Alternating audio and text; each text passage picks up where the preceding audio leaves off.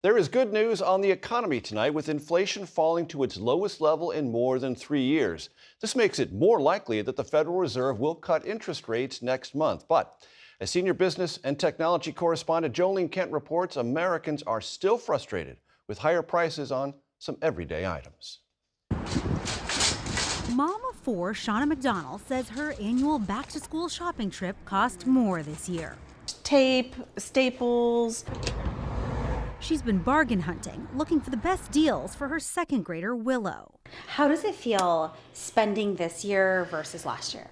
I never used to think about it, but now you got to think about it. Everything is so expensive. This reality comes as new inflation data show consumer prices rose 2.9% in July over the last year, dropping below 3% for the first time since 2021. It was better than what economists expected, driven by lower prices for gas and used cars. But monthly expenses like rent, auto insurance, and electricity remain stubbornly high compared to last year, stretching budgets even thinner.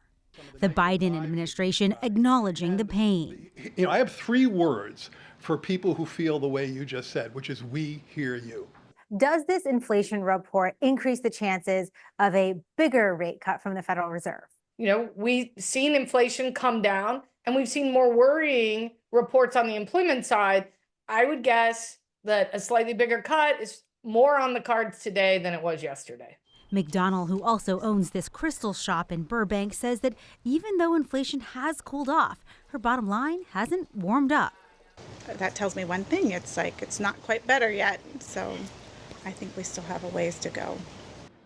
Looking ahead, this inflation report, coupled with the cooling labor market, have set the stage for the Federal Reserve to answer a critical question next month: whether to cut the benchmark interest rate by 1/4 point or 1/2 point. It's currently at 5.3%. Major? A critical question indeed. Ling Kent, thanks so much.